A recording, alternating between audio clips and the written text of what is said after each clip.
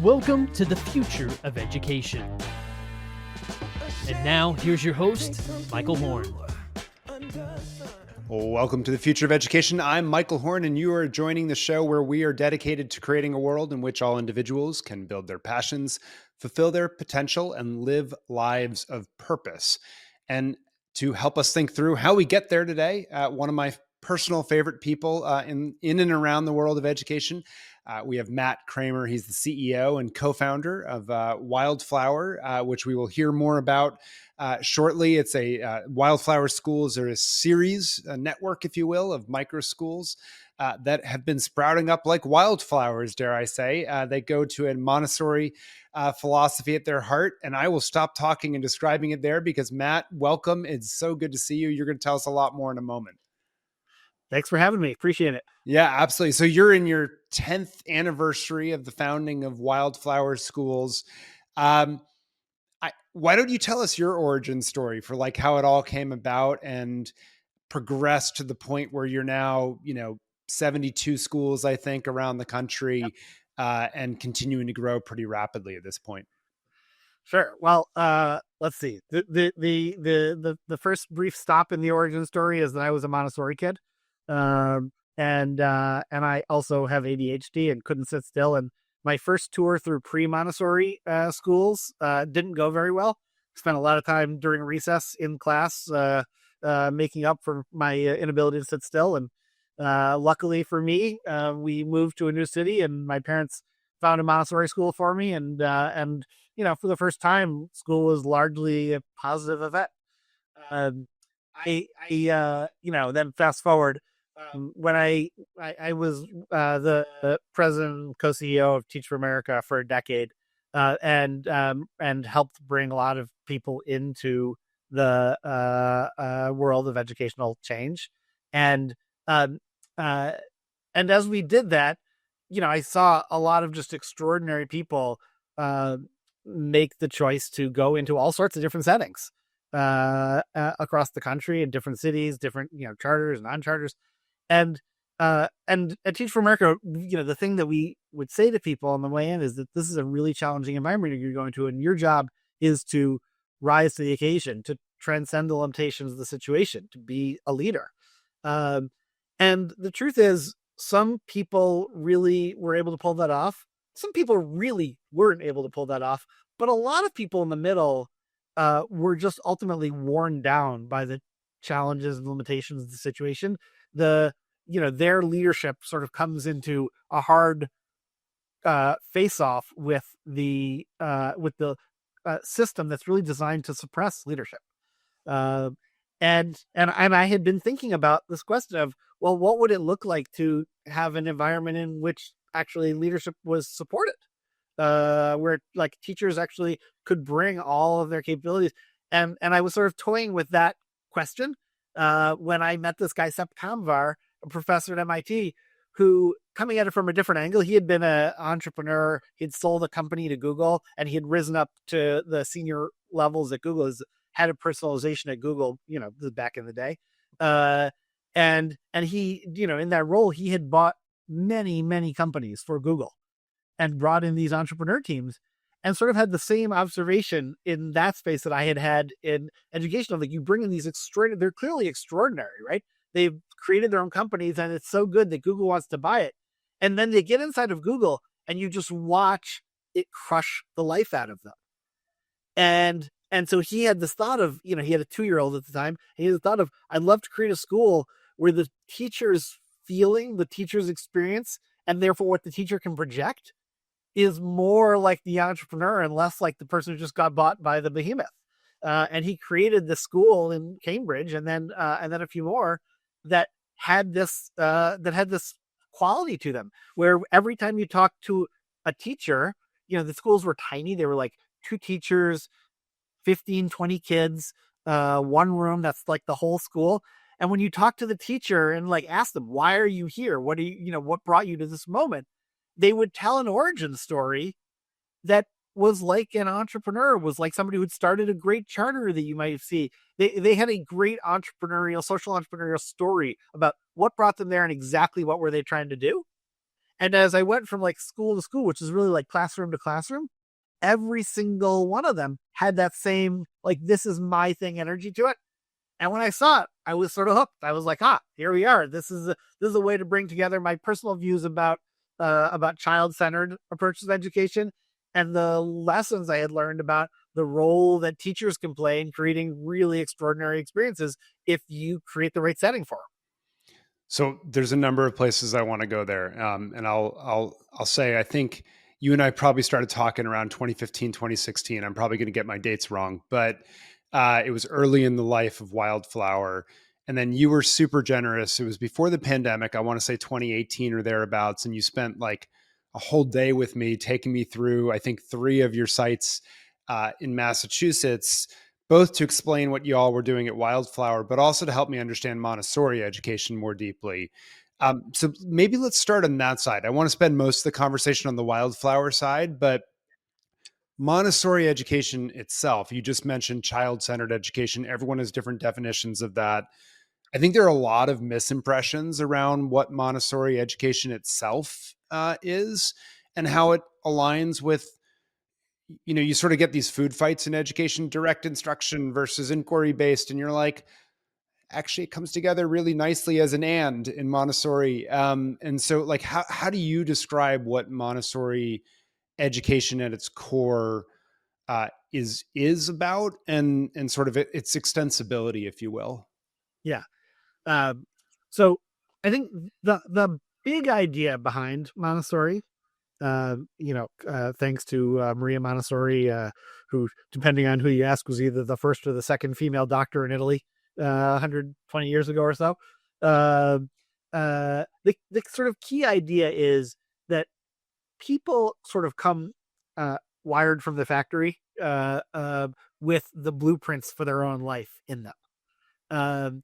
And that our role as educators is to just sort of help them through the process of bringing that to life, bringing themselves to life, creating the person that they're going to be. And the way we can figure out what works is by watching kids, and I think one of her observations was kids of loosely similar ages, sort of 3-year wide bands of kids, watch them as they make choices about what they want to do when they're sort of given freedom, and learn from that about what the developmental characteristics are of kids of an age. And so Montessori, so first sort of the big idea is like this responsiveness to the natural developmental patterns. And then what she did is she started with 3 to 6 year olds. It was for local idiosyncratic reasons in Rome. She started with a group of 3 to 6 year olds and spent a lot of time watching them and developed this theory about what kids of that age are drawn into, what helps them develop, and designed a curriculum around it. And I'll say a few of the features of that 3 to 6 year old curriculum, which is what Montessori is most famous for. But it goes from 0 to 18 now. But some of the features of that 3 to 6 year old curriculum were, first of all, the kids should have meaningful freedoms to move around, to make choices about what they work on, to make choices about who they work with, etc. And the reason there is first because of what she found, her philosophy developed about the stuff that's already in the kid being such an important part of what we're trying to accomplish. And second, her, empirical observation that choice is a very powerful lever for engagement. If people get to pick the things they do, they are interested in them intrinsically, even if it's the exact same thing that somebody else picked. We don't like people telling us what to do. And in particular, kids don't like adults telling them what to do. And so on the one hand, a pedagogy that is focused on like using the power of kids' choice to engage them in things, and all of the subtle instincts that kids have about what is worth doing that might not otherwise come out. Like, I'm bored of this because I now know how to do it. That should be a signal about it's time to do something else, not a signal that we should like tell the kid to get in their seat and sit down and be quiet. And then on the second part of it is the idea that there are better and worse developmental experiences to choose. And that, she spent a lot of her time during the early development of Montessori empirically trying out, well, what if we tried to teach the kids, one-to-one correspondence, the idea that the numbers line up with the number of beads, and that, you go from 1 to 2, not 1 to 3. Uh, she spent a lot of time thinking about ideas like that and trying out different ways of teaching them and slowly refining it to the set of materials that does all of the different skill areas that you want kid to build on. And because they refined this for so long, they got a lot of subtlety into the system. I as one example, I give people in a Montessori classroom, all of the little drawers and trays have these little knobs on them that are like about the size of an eraser for a pencil. Uh, and the reason why they're there and they're that exact size is what she found is that kids actually have the ability to write by moving around letters, like little Scrabble tiles, before they have the ability to write on paper. And it's actually a muscle control problem that prevents them from writing on paper, not an ability to form words with letters. And you can actually accelerate the development of the muscles for holding a pencil by having them keep squeezing things about the size of a pencil. So it's just sort of like a second thing she just slid in there on the side because they spent like 30 years developing the materials. And so the frame of Montessori is like, on the one hand, kid choice. On the other hand, this carefully developed set of materials that were developed by watching what sort of helped the kids learn stuff. And then a framework for teachers that says, your job is not to be the main presenter to the class. Your job is to facilitate the connections between the kids and the learning environment and materials that are around them. And as you do that, we are going to this. I think one of the funny things people don't know about Montessori, it's actually a scripted curriculum.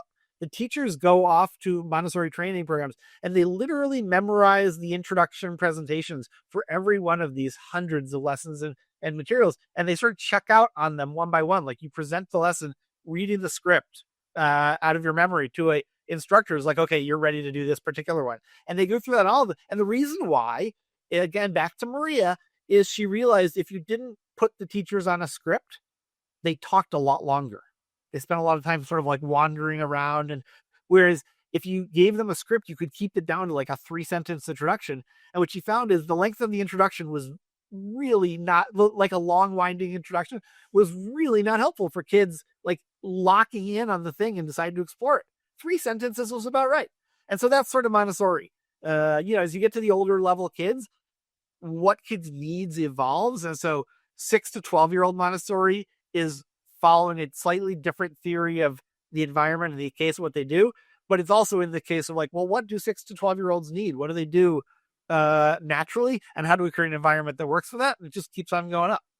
Yeah. And I will say I mean, it's known for the children house years, as you said, but like the LE and UE lower elementary, upper elementary experiences for us have been even more magical in many ways because it also builds right on itself through those materials and the connections that are made from what's concrete to abstractions and things of that nature. It's been pretty cool to see. And I think the way you described it is interesting also because it sort of, if people can get over that first objection, wherever they're coming from on the world of priors, there's like an answer for it, right? So if you believe too much choice is bad, well, scripts and constrained choices, right? Like, and really thought out curriculum materials is an answer for you. And it turns out every lesson has a direct instruction component. So we got that, right? And then, if you believe it's too regimented, so forth, like the incredible choice that is brought to bear in a daily and weekly basis. And then the executive function skills that people are developing, these kids are developing is just extraordinary as you're going through it. Yeah. And I think to look at the elementary years, I think one of the interesting things, I think there's a growing number of project-based environments, especially at the, at the preschool level. Maria Montessori's work has substantially influenced the rest of preschool over 125 years. And at the elementary level, you're starting to see more of that too, as you see more choice-driven situations. But generally, it's project-based is sort of mostly what we mean by choice, or child-centered at the elementary level. And what you see in Montessori that's a little different, but actually, personally, I think is sort of inspiring when you think about it for a minute, is Montessori treats all of the 1st through 6th grade as actually one big project. And they refer to it in a slightly culty way as cosmic education. And the project is for a child to understand the world around them and to find their path through it. What are they going to, what interests them, what's going to draw them towards being an adult, which is like on the other side of this journey. And so this starts out in elementary in Montessori with these 5 things that are called the great lessons. That are like dramatized stories that the teachers tell the kids. One of them is about the formation of the universe and Earth and planets. One of them is about the emergence of life. One of them is about the story of one of them is about the emergence of human beings. One of them is the story of communication, and one is the story of math.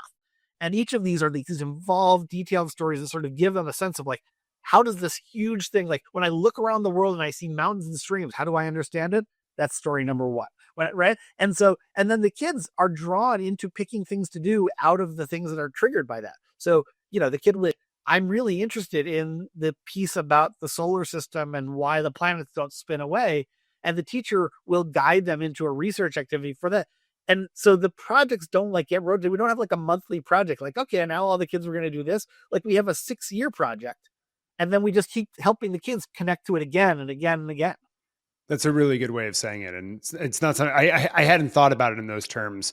But it also helps handle, again, I think a lot of the objections you hear around project-based learning when it goes amok, right?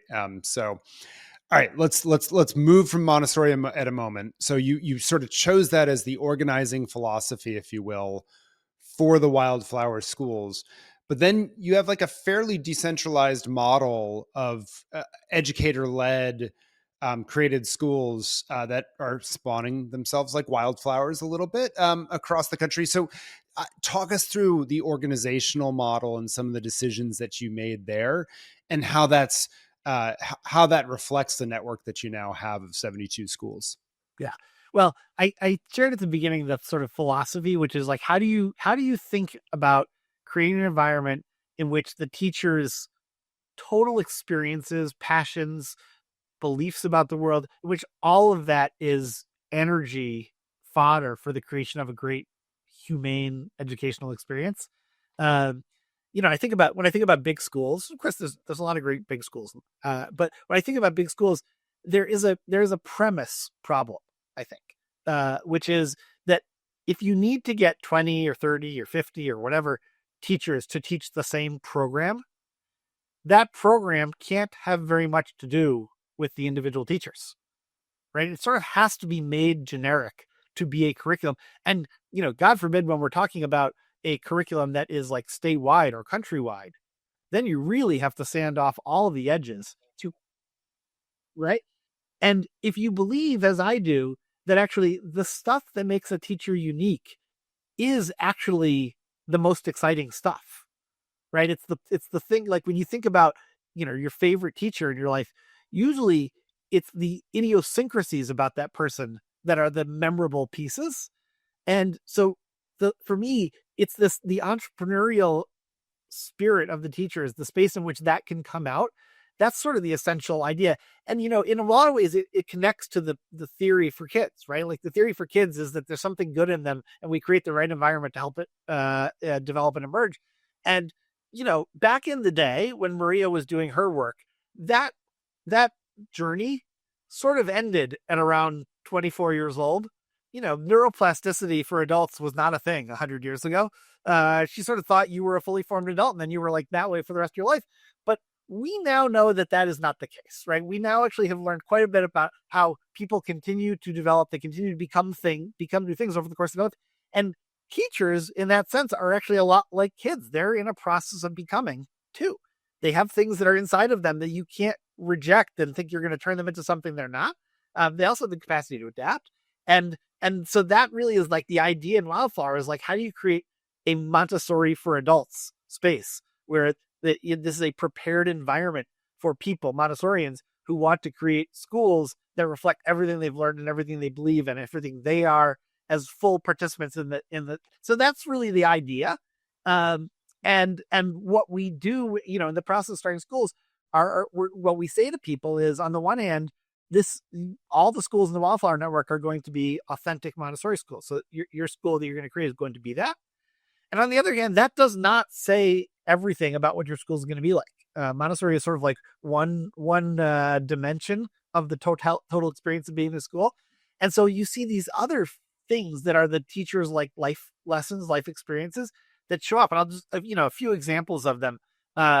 You and I were talking earlier about a school in Boston, Roxbury. Yeah, It's called Roxbury before we Roots. hit record, yeah, Roxbury Roots, yeah. Yeah, and that is it's an absolutely beautiful school, and it is a authentic Montessori school. When you go in there, if you know what you're looking for Montessori, you're like, this is Montessori done right. But also, the school's founders had a vision of an Afrocentric culture in a Montessori school, and this just comes out in so many ways when you're in the program. From the somewhat trivial things about just like art and decoration to the vibe and the schedule and the food and like it all comes out and you just feel like you're in a space that is intentional. It's coherent. And so I would say cultural alignment is like one dimension that you see in schools, but there are a bunch of others. There's a school on the west coast of Puerto Rico that is actually housed in a local special education services program and has basically developed a version of Montessori that is focused on kids with neuro differences. And in their particular case, they take kids with a very wide variety of sometimes very intense different styles of learning. But because of the heritage of the teachers and the site, building like a very one-on-one individualized program fits with the way they see the world. Another example is we have a school in Indiana called Montessori Field, and it's basically an outdoor school. It's like set into a nature preserve, and they never go indoors. And you look across the network, there's 72 schools, and there's dozens of themes, and really 72 individual implementations using those themes that come up, and they reflect the teacher answering the question of what is it that a school that includes all of me in it, what is it that a school like that could do that would be wonderful for children, wonderful for families, wonderful for community. Not like what is the generic answer to that question, and then how do I get myself to do the generic ideal, the Platonic school concept. It's like the one with me in it. What's that one look like? Yeah, and there's a real color to your point, right? It's not Montessori frozen in time either, right? There's some evolution there. There's bringing you. But it's still distinctly Montessori. Every school that you go into, so each of these are educator owned. Is that correct? Or like, what's the structure? The schools themselves are nonprofits. Okay. And Wildflower as a whole is a nonprofit as well. But they're sort of tiny little nonprofits, like 1 or 2 rooms, 20 to 50 kids, 2 to 4 teachers is sort of the typical size.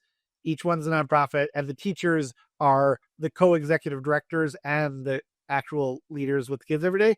And that's sort of one of the core implementation thoughts about what does it look like to create environments in which the teachers can do this. It's we don't have a lot of rules. We put a lot of authority in the hands of the teachers, but one of the rules is the people who make the decisions for the school and the people who spend all day with the kids have to be the same people. And the reason why is we think there's something massive that gets lost in translation when the expertise of a teacher has to get packaged up and turned into something for a principal to make use of, or the wisdom that a principal's acquired making hard choices has to get like retranslated back to a teacher, and they have to understand and embrace that experience. We just think like that translation is too complicated. You need it to happen inside the head of a single person so that the teacher can, I think, we've all spent a lot of time in schools. Like, for example, one of the big challenges of schools is the fight over class sizes. And in every school I've ever been in, there are economic pressures that lead the principal to want a few more kids. And there's other factors that lead the teacher to want a few less kids. And that tug of war is like a permanent feature of school life. And in Wildflower Schools, it's not. And it's not because those two forces don't exist. The same forces exist, but the teachers got both of them inside of them. And so they're thinking, what are the pros in the context of my program of having a few more kids in the classroom? What does that do for me and the kids, and what would I do with the money And how do I feel about all that? And what are the downsides of that? And let me weigh it all and decide what I think is best. And there's no communication problem. It's just like, it's the parts of me, and they get to sort it out and figure out what to do. It's really cool because it's a personal trade-off then. Let me ask you, so the core organization, if you will, the spine, the Wildflower Schools that you run, what's the role of that within the network? What's the relationship between these small micro school that have spawned out across the country? What role does each play? So we think of ourselves sort of as a membership organization that the schools join and are part of. Our particular role, I guess there's probably a few things that we do for the network as a whole. One of them is we support the process of new people entering the community and starting schools. And so we have this thing, it's called the school startup journey. And it's basically, again, it's like a Montessori prepared environment for adults. It's basically like a Montessori space for creating space, not physical space, but like space for creating a school. It's sort of structured. We walk people through it. There's, they don't have to do it in exactly the order that it's laid out. You can move the pieces around and do it the way that strikes you as right. But it's a structured way of figuring out what your school is going to be. And it has 2 points in it where you get advice from people who have already been through this and started Wildflower Schools. Once sort of at the end of your visioning work, and again at the end of your planning work. And the teachers are, they're sort of designing their program, and then they stop, they pull back, and they share with this panel of folks what they're up to. And the panel of folks gives them advice. They don't have to take the advice, but they do, because these are wise people who've been through this. And unless it's somehow the panel doesn't appreciate something really important to the teacher, in which case they don't take the advice, but they incorporate what they feel they should. They revise their thinking, and they eventually turns into a school. That whole process, the tools, the support, the advice process, we support all of that. We help them get access to financial resources and technical experience, etc. Mostly we know things like how do you create a school in this community and what are the rules and all that stuff. And so we help them with all that. We help them by providing once the school's up and running, we provide an ongoing suite of supports, tools to be helpful to them. And on that one, I would say it's a fine line we're walking, because, there are things, none of this happens in a vacuum. And, our American context, teachers have largely heard the message that their work is not very important and that they should mostly follow the orders that they're given. And teachers come to us acculturated by that set of messages. And so, one example of a thing that we sort of do in a way that I think sometimes strikes people as funny is if you asked Wildflower teachers, do you want to have control over the finances of your school? Or would you prefer it if Wildflower would actually run the back office for you? The wide majority of them would say we'd prefer if Wildflower would run the back office for us. And we don't do it.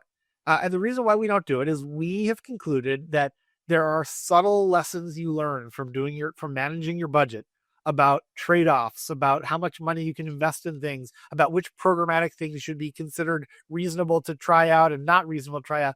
This subtle stuff you pick up about that from owning your own budget that you just cannot get another way. And so rather than create the back office that sort of everyone kind of wishes we would do, instead we create a bunch of tools that make it possible for people, most of whom have never run a small business, most of whom are not administrators by background, right? But who are going to need the lessons learned and the power that comes from understanding something essential as like what the money is for and how you use it. We create tools to make that possible. And then the last thing we do is I would say we sort of hold together the fabric of the network, right? In a decentralized environment, people are relying on other people to do certain things that align with the community's values and standards and the brand that we share, things like that. And so, we basically create the environment to like make sure that that's true. We get people together, we gather them all in person so that they can learn from each other and things like that. So those are the sort of main roles that we provide. And, if we do a good job of it, we are both making it easier for them and also not changing the fundamental feeling that a teacher has, I use this as sort of my personal like test of whether we're doing it right, is if a teacher has a thought in the afternoon about something that could be done better and they go home and sleep on it, can they implement it in the morning? If the answer to that is no, if there's a staff meeting required or approval is required, we've done something wrong, right? The cycle is supposed to be observe, learn something, sleep on it, implement the next morning. And as long as that stays true, stays the case, then we're doing what we're supposed to be doing in terms of the facilitation of the network. Very cool. I have like a million questions based on things that you've said that I want to ask, but I want to keep it to some reasonable time. So I'll do maybe a little bit of a lightning round and then maybe a couple other probing questions, and then we'll wrap. But so you're 10 years old, right? Talk to us about state of Wildflower, if you will. What's been the impact? Where's the growth? Let's start there. We've got 72 schools now, up from one a decade ago. There are a growing number of them that are operating as like micro charters. So not just micro schools that are private. Yeah, so the original ones were pre-K, and they sort of made themselves accessible to low-income families. We serve a diverse group of families in all of our schools. Made themselves available to families who couldn't afford to pay preschool tuition by the use of childcare subsidy programs, which are different in every locality in America, but follow some similar patterns.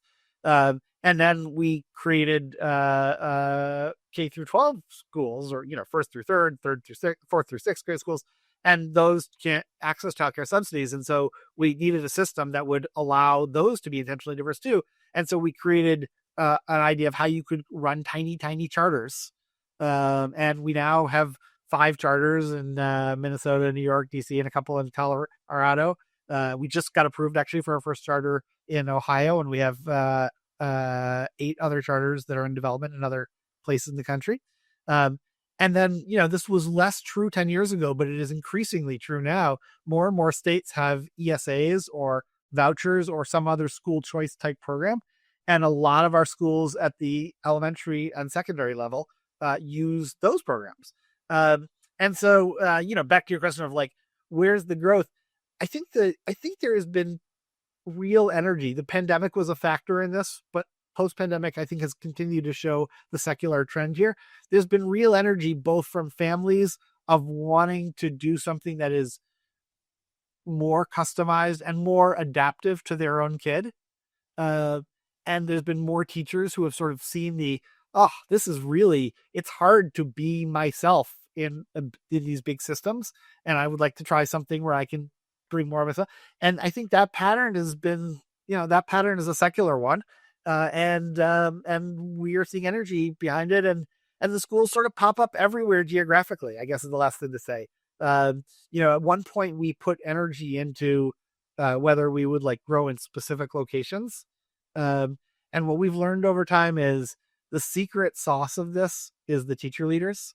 And so when somebody comes to us and they have a vision for a school that they want to create that reflects their learnings about the world and a community that they've lived in, that they want to create it in, and they've got passion to do this, it doesn't matter where they are. We should help those people.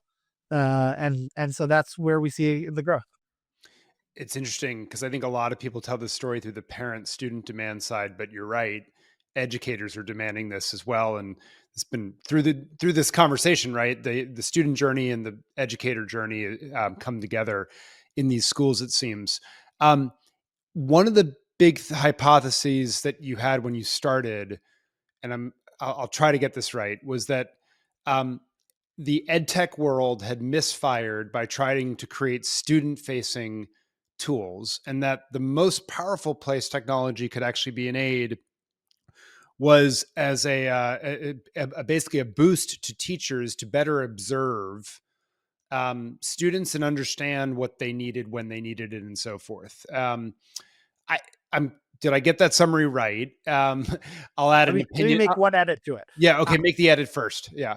Which is, I think, to me, the core thought for EdTech is that the tech should follow the curriculum, the pedagogy.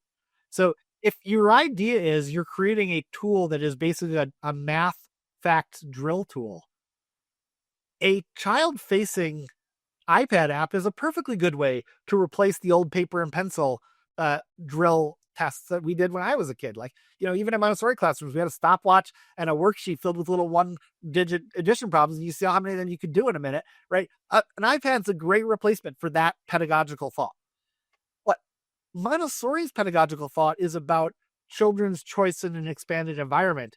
And when you put an iPad in front of them, it narrows the whole world down to that little experience. You can't have the expansive world of choice that way.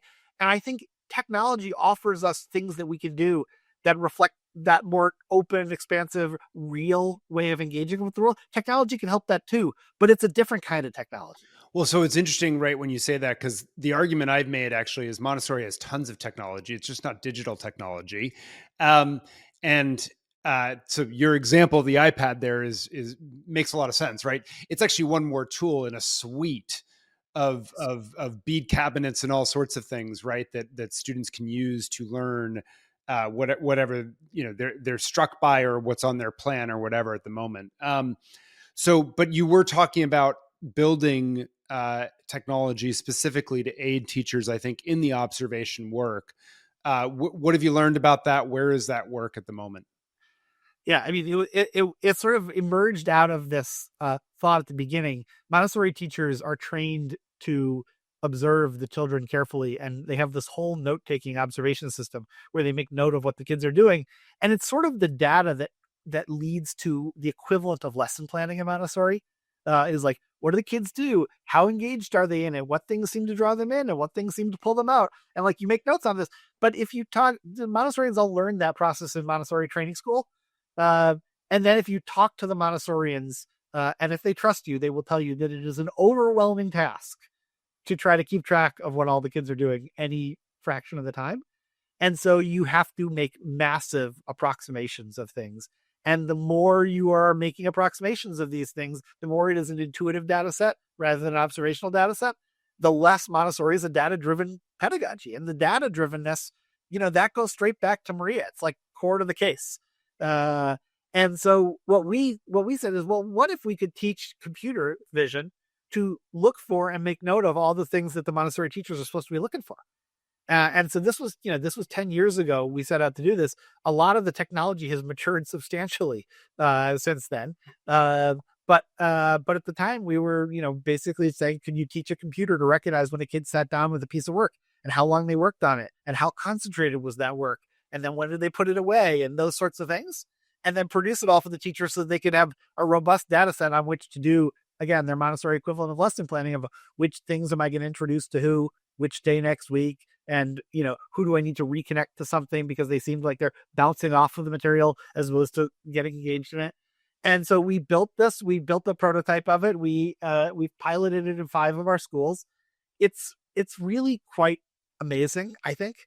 In that way, it's a proof of concept for this different thought about technology of, if you have a pedagogical model that involves the children having broad freedoms in the real world space, can you still use technology to capture something really important about it?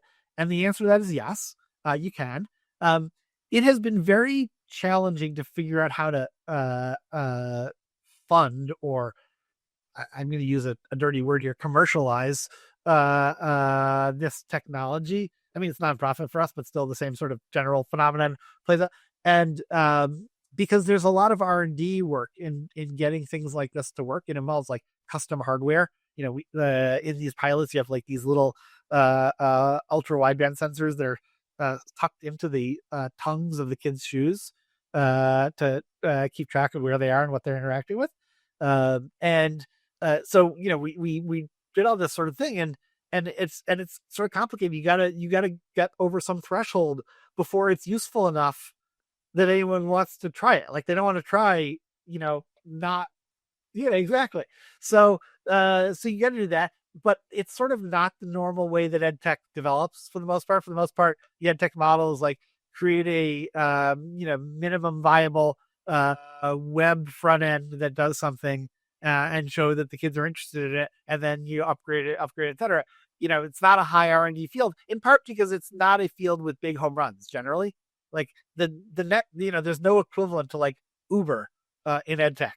And so, we've just found it's really hard to figure out how to do it. And so we recently actually paused the project. I'm a real believer in it. So I hope someday we find a way to breathe new energy into it. Because I really do think the future of educational classrooms at the preschool and lower elementary level does lead you down that path. It leads you to think like, actually, we don't want the kids 100% engaged in computers. Their brains are not ready for the abstraction from reality that type of environment creates. But we do want to know what they're doing.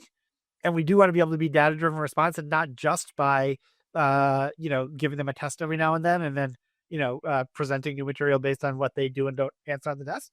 And I think the world is going to want responsive, smart classroom designs that enable that.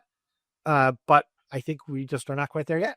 No, super interesting. For those listening, if you want to help on this is a good way to get engaged. Shameless plug, but it's also interesting because I think a lot of the tech first micro school networks that have also popped up over the last 10, 15 years, a lot of them have come back to the same observation about younger kids as well, that a more Montessori physical environment makes a lot of sense developmentally. And then as kids get older, more and more of the work, or certainly sort of learning the core knowledge or skills, can be done online. And then, the abstraction becomes more possible as you age up. Let me ask, do you have time for two more questions if we keep geeking out? Okay. So this may be a strange question, but you're like 10 years of students served. How do you think about outcomes and what you've done for those students? Like, how do you all think about that as a network, and what as impact from the student side?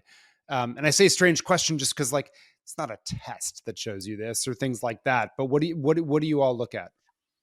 Well, it's a really good question.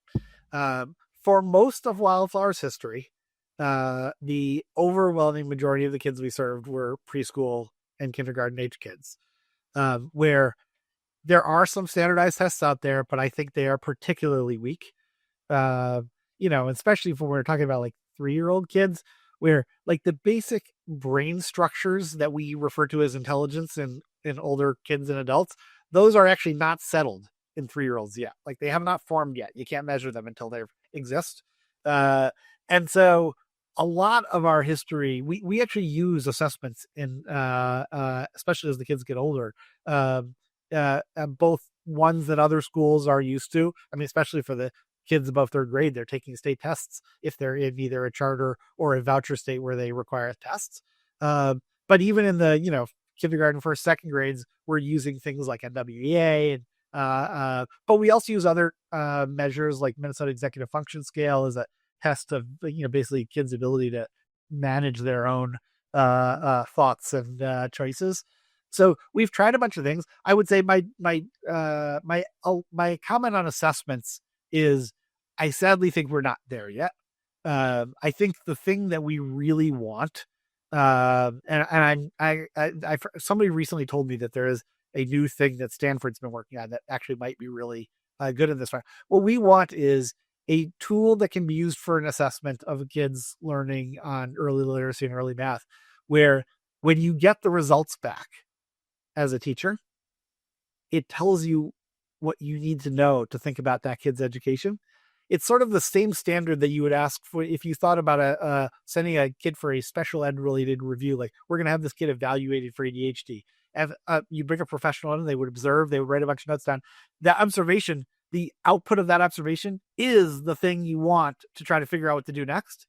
That has to me, that is the standard for assessments of academic things. It has to produce the guidance to the teacher about what comes next. And I don't think we meet that standard most of the time. I think the sampling methodologies lead you to be like, oh, well, it's more accurate at the level of a whole class than it is at the level of an individual kid. At the level of an individual kid, it often tells you the things you feel like you already know. To me, that's unacceptable. And we're not going to get assessment data that we feel good about using in the broad way, set of ways you could use assessment data until we clear that threshold. So I would say for most of Wildflower's life, when we're talking about the really young kids, we have not cleared that threshold. And so we've been mostly like on a journey to figure out how to do it rather than to be really excited about it. That said, we do use MWA results. We just saw the ones for our New York charter come in. They were really strong. So they're fine, but they don't feel, it doesn't feel like a good measure of what we're doing. What we do in the absence of that, and this is a controversial thing, I would say, what we do in the absence of that is we put a lot of faith in parents to understand whether things are good for their kids. And we ask them what they think of the kids' experience. And we ask them whether they would recommend it to a friend. And we put a lot of trust in their ability to say what is in their interest and in the interest of their kids, because in the absence of having a more reliable, objective measure of things, we think they're the people who know best. We asked the net promoter question, and the net promoter scores for wildflower families are in the 80s. And I think that reflects. And for those that don't know, that's really, really high. But yeah, It's about as high as you can get in terms of their enthusiasm about the schools. And it reflects the fact that the school experience for kids is really bespoke, right? Like, kids do not have the same experience when they come to Wildflower. The beauty of a 20-kid school is the teachers can actually think with the parents, with the kid, what does this kid need for this to be the experience that will help them become who they're meant to be, and deliver that. And turns out that's mostly what families want. They want an educational experience that reflects who their kid is and what they want. And they want somebody who loves their kid and takes care of them. And in our environments, we can do both of those things. All right. Last question. You're 10 years old now, still growing, several school openings a year. As you said, starting to do more elementary school as charter and ESA have become more and more viable on top of the 3 through 6, age 3 through 6 that you were doing. 10 years from now, where do you think you all will be? Well, yeah, I think it's a great question. I don't know the answer to it. We've been growing at around 20% a year for the last few years. So last year the school year we're right now, we've had 13 new schools. We're thinking this coming fall, maybe 15 to 20 new schools. Like a lot of sort of network type designs, it sort of grows in that like proportional way. And so, if we can do our part, right? If we can do the part that's about making sure we have the resources available to make startup grants and startup loans to schools, making sure that the tools get better, making sure that we're continuing to put the invitation out into the world to educators that this is something that they could think about doing, and being helpful. My anticipation is that we will just keep on growing at this sort of clip.